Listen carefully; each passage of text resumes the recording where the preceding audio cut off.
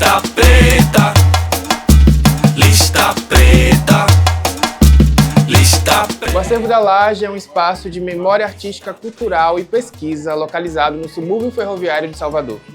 Fundado por José Ferreira Santos e Vilma Soares Santos, ele é um reduto de representação da periferia nas artes visuais. O Lista Preta conversa com eles.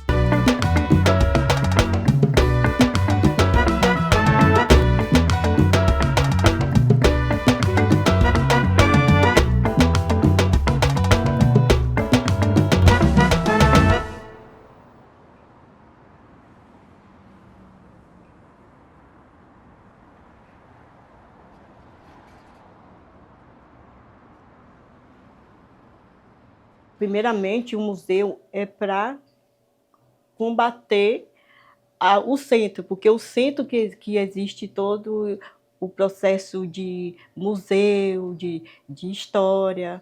E aí, nessa pesquisa, é para a gente fazer esse lado que as pessoas saiam do centro e que venham para o subúrbio, porque o subúrbio é um lugar muito importante e potente de arte e educação.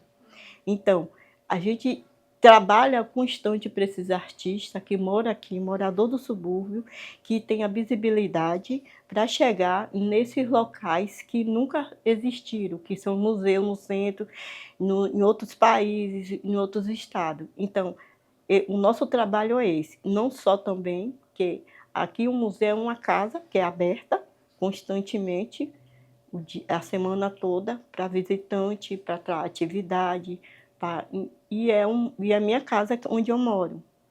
E é um museu porque é totalmente diferente, direcionado ao lugar, à periferia que a gente mora, né? Que só existe aqui na periferia, que é tudo violento, mas não existe. Aqui tem uma grande história. Temos um lugar muito maravilhoso que tem... A gente tem o Quilombo, Zeferina, naquele tempo, né? Que é ali no Parque São Bartolomeu, que tem várias cachoeiras, que tem seus encantados e tem várias histórias. Então, a gente também trabalha com memória e estética. Temos as mulheres, são todas essas mulheres negras, que elas fazem de tudo acontecer dentro do nosso território, que é cuidar, que é preservar a nossa história, preservar nossa casa, nossa família. Não é um lugar só de violência, tem coisa muito bonita.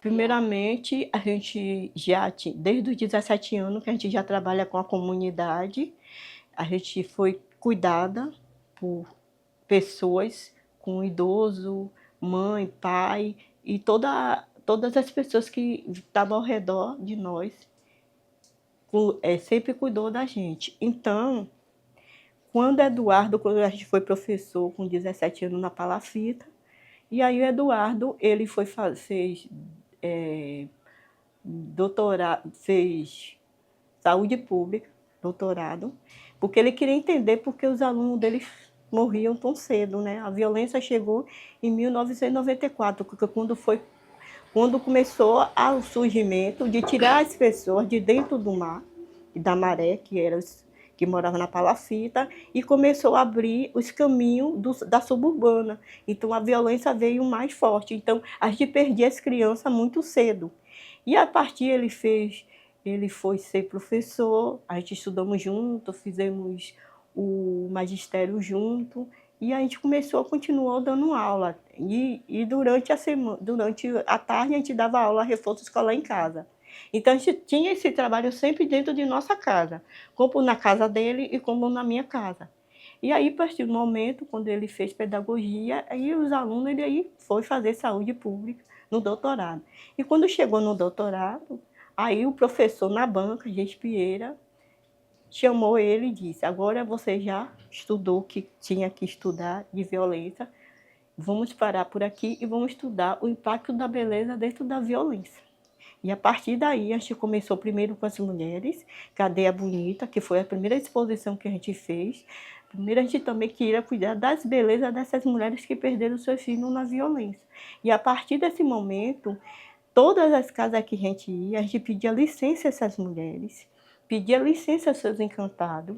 Eles iam no seu quarto, sagrado, chegava lá, falava e chegava na porta e dizia a gente que a gente podia fazer essa pesquisa. Aí juntou com o Marco Illuminati, que era um fotógrafo italiano que era amigo da gente, e aí a gente começou a tirar, no máximo 50 mulheres, a foto, Cadê a Bonita? Para isso aí, que é a estética, para incentivar essas mulheres que perderam seus filhos e que ficaram dentro de casa, tristes, sem se arrumar. Então a gente começou. Depois dessa exposição de Cadê a Bonita, a gente foi ver o que era de história de memória dentro da comunidade. A gente foi pesquisar vários tipos de igreja, colégio, casas. Tinha muitas casas que era da ferrovia, 7 casas. Então, isso tudo foi destruindo e a gente foi atrás dessas memórias, para depois a gente contar essas memórias dentro do nosso espaço, porque na escola, geralmente, não conta a história do próprio bairro que mora. E aí, a partir desse momento, a gente começou, e aí a gente foi trazendo essas memórias para dentro de casa, que foi a Casa 1, que é a primeira casa, que é a casa de Eduardo. E aí, tudo que a gente encontrava de memória na rua, a gente trazia e colocava. E depois a gente foi ver o que é que tem também de bonito, que pode trazer mais beleza à comunidade, que foi esses artistas. E quem chega aqui para fazer, a gente não pede que fale sobre violência. Até as crianças agora já acostumou, quando vem um artista, vem fazer um tal de uma atividade com a criança, aí sempre tem aquele artista que quer fazer uma filmagem. Aí pergunta a menina, o que é que você acha disso aí bonito aqui? Não, porque a gente preparou essas crianças, elas trabalham olhando desenho, fotografia, então é tudo ligado, o olhar dela, elas que criam, elas que imaginam, elas que sabem, principalmente as escolas ao redor, que as escolas vêm fazer, e aqui eu também dava aula, reforço escolar de manhã e de tarde, até a pandemia. Só deixei de dar porque ficou amplo, ficou uma coisa muito... Não pensava que o acervo ia crescer assim. E a gente trabalha junto, todo mundo junto. Então, a gente não pode mostrar à mídia a violência, a parte ruim, tem que mostrar a parte bonita. Quando está pegando fogo aí, as crianças estão aqui, os adultos, as mães, e elas estão exigindo que aconteça isso. Então, a gente faz tudo com cuidado. E sempre perguntando, vocês querem... Sempre a gente está fazendo as coisas, mas sempre a gente pergunta a ideia, se elas querem melhorar, se elas querem... O que é que elas querem? Quer uma coisa, quer outra? E aí, então, é um diálogo, né? Quem chega aqui, as crianças, os adultos, eles podem pegar a arte, podem olhar, eles podem sentir, eles podem imaginar o que é como foi feito. Às vezes, eles têm pessoas que... Tem curadores que ainda não entendeu, outros museus não entendeu. Quando a gente vai fazer exposição em outros museus, no Rio, São Paulo, então, sempre a gente leva uma peça que bote ali para a pessoa tocar, mas sempre eles ficam acuado. A última mesmo que a gente fez no Itaú Cultural aqui em São Paulo, que foi uma mesa grande, essa mesa, e aí teve várias mãos que foi um... Como é? É um crustáceo que tem aqui que faz caldo. E aí esses pescadores pescaram e depois trazia o buzo para a gente limpar, para levar para a exposição. E aí a gente levou vários banquinhos, já fez também no MAN, e a gente levou vários banquinhos para as pessoas sentar e ficar debuçando, olhando aquela arte ali. Então a gente sempre faz essa provocação dentro de uma exposição. Que não é um museu que você chega... É um museu que você chega, você olha, você vê, mas tem 20 minutos de bate-papo, de conversa. Você tem que entender como foi que aquilo ali não foi fácil que chegou. Aquele artista ali que fez aquela obra, ele teve várias dificuldades para chegar naquele ponto, naquela beleza, para mostrar a imaginação dele, né, a criatividade dele. Então, o acervo é assim. Você toca, você vê, às vezes tem um negócio que você mexe, que tem lá em cima, que tem uma caixa, né? Que tem uma caixa lá que tem pedaços Isso foi no mar que a gente foi caminhando, e o mar traz coisas. Traz pedaços de xícaras antigas do mar. Então a gente vai catando tudo e deixando que tem memórias para o mar. Tem uma caixa lá em cima que vocês vão ver lá. E eles podem pegar e ver, e a gente conta a história. Lá tem a sala do CD. Eles pegam, escolhem o CD que eles querem ouvir, o disco, e botam na vitrolinha e vão ouvir. Então, é tudo diferente. Tem um pônei que pode sentar, tirar foto, e até as mães, fica todo mundo assim. E aí também eu sempre peço que venha, quando vem à escola, às vezes, que venha com a família, que venha com o tio, que venha com a mãe, para eles entenderem que aqui também existe um museu. Porque quem é que espalha essa comunicação são próprios eles mesmos, porque eles que têm que dar valor, eles têm que cuidar. A ideia do acervo é muito provocar essa experiência estética, né? De dizer que a gente faz parte da história, que a história estética do nosso território não pode, tem que ser mostrada, e a gente tem que combater isso comunicando, explicando, fazendo visita guiada, vendo essas obras. É muito importante ver as obras, consultar a biblioteca, ouvir o podcast que está lá no Tomiotaki sobre a memória das águas, porque justamente a gente começa a entender que muita gente usou o subúrbio, ou as periferias brasileiras, como se fossem colonialistas de novo. Aí a gente tem discutido muito isso, que representação sem presença é miragem. Então, se quer falar do subúrbio, vai falar da gente. Quer falar do acerto, tem que falar da gente. Porque aí você começa a pensar o seguinte: não existe representação sem a diversidade da nossa presença. Então, acho que o acervo ele é um pouco isso, e para educar também, para que nos territórios periféricos vocês possam discutir sobre memória, sobre arte, sobre cultura e sobre dimensões que até então não foram. Por que a gente não pode fazer curadoria? Porque é só gente branca que pode fazer curadoria. Gente rica que pode fazer curadoria. A gente é rico, a gente só não tem um Lajan na mesma dimensão que eles têm. Mas a gente tem uma inteligência aguda, a gente é sagaz, a gente não aceita um caô assim no sentido... Não, a gente está questionando. Tanto que tem gente ali naquela coisa que quando eu comecei a falar, a gente falando de um encontro que ele participou, eu questiono, porque questionar é obrigatório para mim. Eu não posso chegar num lugar, ser sugado da minha energia vital, da inteligência, das coisas, da percepção, e a pessoa não me dizer o que vai usar, vai fazer daquilo. Então, qual é o objetivo, a finalidade? Então, quando a periferia começar a ser mais inquieta, questionadora, provocadora, eles vão se colocar no lugar dele e vão nos devolver o que tem que ser devolvido.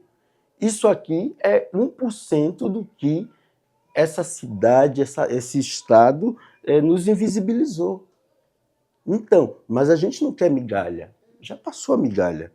A gente agora quer o excedente, e o excedente a gente quer viver de trabalho, de arte, de memória, de produção artística, de curadoria, e está começando a coisa a ganhar termo. Então, pensar o acervo nos últimos 10, 14 anos, e essa transformação que ele vem tendo, ela é orgânica, assim. É porque vocês não se deram conta do que é a Casa 1 ainda, vocês não se deram conta do que vai ser o galpão ainda, porque enquanto todo mundo estava brigando por besteira, a gente estava fazendo curadoria. A gente estava pesquisando, pegando madeira no lixo para fazer obra, convidando artista, descobrindo artista, comprando obra, viajando e trazendo obras. Então, quer dizer, isso aqui que você está vendo é a cabeça metódica de professores que querem dizer assim, quando isso pode ocupar qualquer espaço do Brasil e do mundo, as pessoas vão se espantar porque elas não viram ainda a riqueza que a periferia produz. A gente sempre colecionou, guardou coisas. Então, por exemplo, se você pensar, eu tinha um quarto na minha casa quando eu era adolescente que tinha recorte de jornal, de coisas importantes, tipo a Vitória do Bahia em 88, aqueles cadernos de cultura tinham umas crônicas muito bonitas, aí eu colava na parede, tinha umas revistas com matérias, porque assim, para a gente era muito forte que a memória era sempre muito descartada aqui, né? Sempre muito descartada.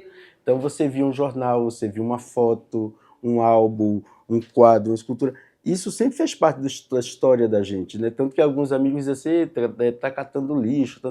Mas não era. Era dizer assim, não, gente, isso aqui tem algo sobre nós que um dia, se alguém ler isso, vai fazer parte da nossa memória. E aí, quando a gente se reencontra, a gente começa a pensar isso, porque Vilma é professora, eu sou professor. E a gente fez o magistério. E a gente viu muitos alunos nossos se perderem na vida, outros se reconstruírem e conseguirem vencer. Mas aí, cabeça de professor é uma coisa muito doida, porque assim, a gente pensa logo em metodologia, né? Então, e vamos guardar isso, vamos cuidar disso, porque um dia isso vai servir.